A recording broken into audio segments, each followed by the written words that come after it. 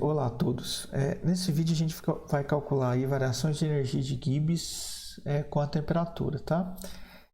É um problema bastante interessante e eu creio que muitos professores não vão desconhecer o caminho que eu vou utilizar aqui, tá?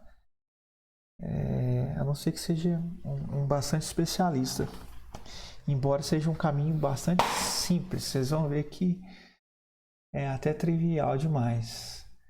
Bom, quando você questiona algum especialista sobre como calcular a variação da energia de Gibbs com a temperatura, eles vão pensar diretamente na expressão de Gibbs-Helmholtz, tá?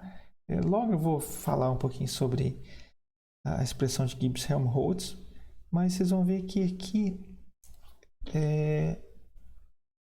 eu vou utilizar um caminho bastante simples,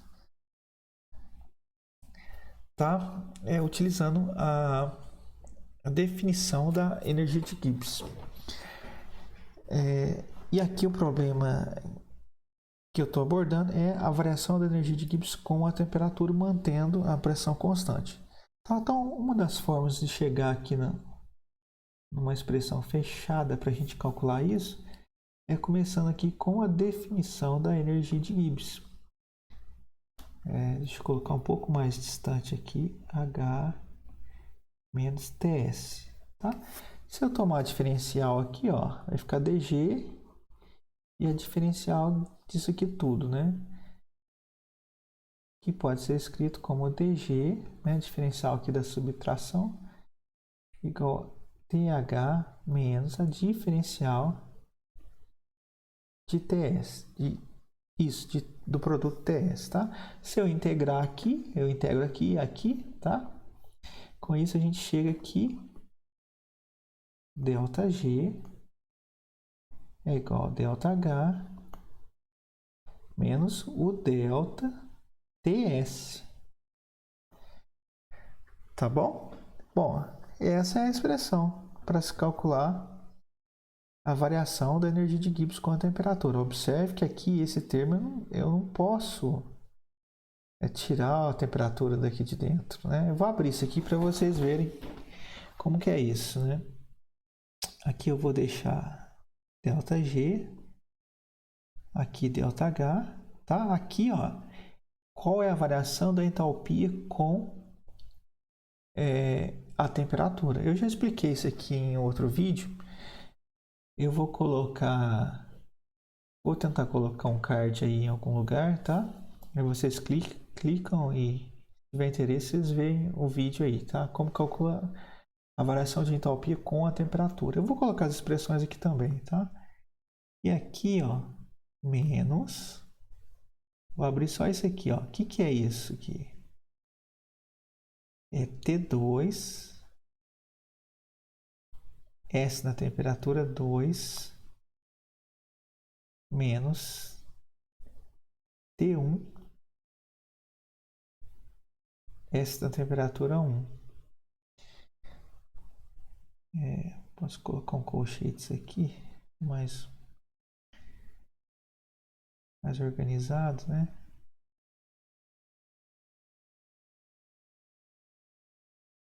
Olha que interessante como que ficou essa expressão. Tá? Como calcula aqui a entropia em uma determinada temperatura, eu também já expliquei para vocês, tá? E em um determinado vídeo. Vou colocar a expressão aqui também, mas se eu conseguir achar o vídeo aí, eu coloco um card aí, ou coloco tudo na descrição, tanto o modo de calcular isso aqui quanto isso aqui, ó. Eu posso estar colocando na descrição também. Tá? Como que fica aqui então, ó, o ΔH é variação de entalpia com a temperatura. ΔH é igual a integral de T1 até T2 CP/dt, tá? Então eu calculo isso aqui, substituo aqui. Temperatura 2 e temperatura 1 eu vou conhecer no meu problema. E como que eu calculo aqui a entropia na temperatura 2 e na temperatura 1? Bom, eu já mostrei para vocês a entropia numa determinada temperatura é igual a entropia numa temperatura de referência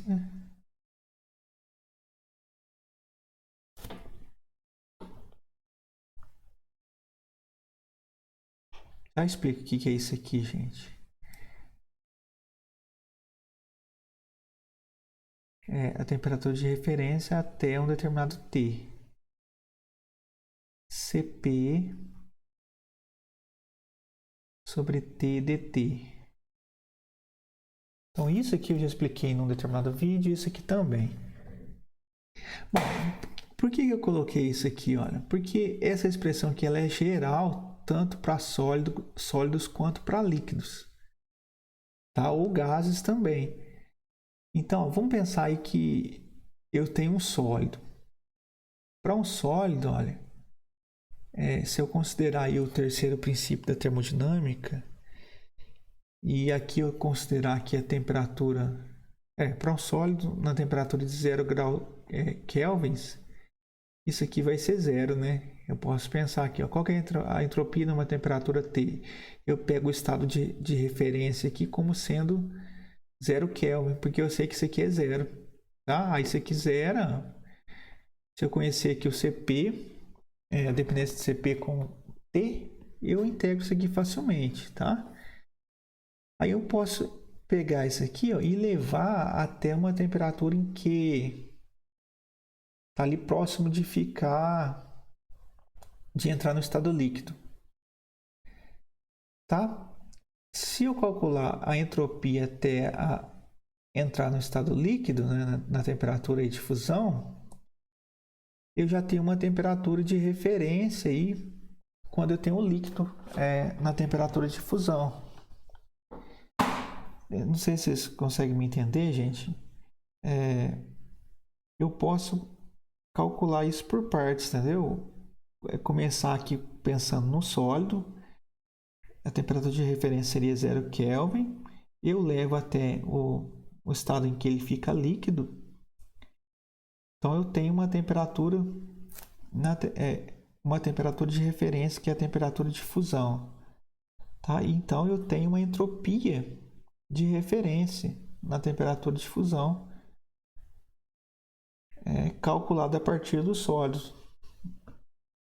Não sei se eu fui claro, tá? O fato de ter isso aqui é porque eu estou utilizando uma expressão geral, tanto para sólidos, quanto para líquidos, quanto para gases. Tá? Eu vou resolver um problema com vocês, né? Eu vou ter que localizar ele aqui, em que a gente calcula assim, desde a variação de entropia, na verdade a variação da energia de Gibbs, desde um sólido até um gás.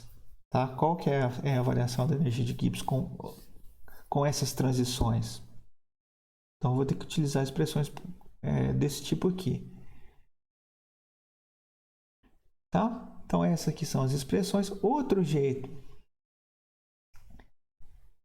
de chegar nessa expressãozinha aqui, ó, é pensando o seguinte: eu tenho um sólido no estado 1, numa temperatura 1. Ele vai até o estado 2. Tá? A energia de Gibbs ela é uma função de estado. Então, eu tenho a energia de Gibbs. Vou escrever a definição aqui, ó. A energia de Gibbs no estado 1, a entalpia no estado 1, menos a temperatura 1 e a entropia no estado 1, que é a entropia na temperatura 1, tá? Deixa eu... vou colocar um aqui. Aqui eu tenho a energia de Gibbs no estado 2, a entalpia no estado 2, menos a temperatura 2, multiplicando aí a entropia no estado 2, tá? O que eu posso fazer aqui, ó? Muito simples, ó. G2 menos G1. Isso dá H2 menos H1 menos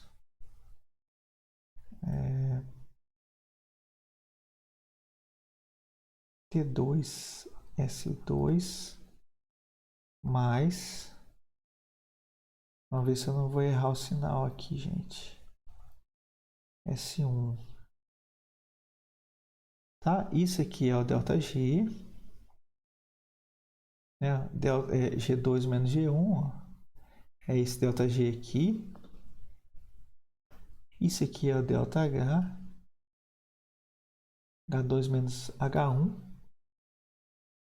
E agora eu coloco um menos aqui, abro um colchetes, coloco aqui T2S2 menos T1S1.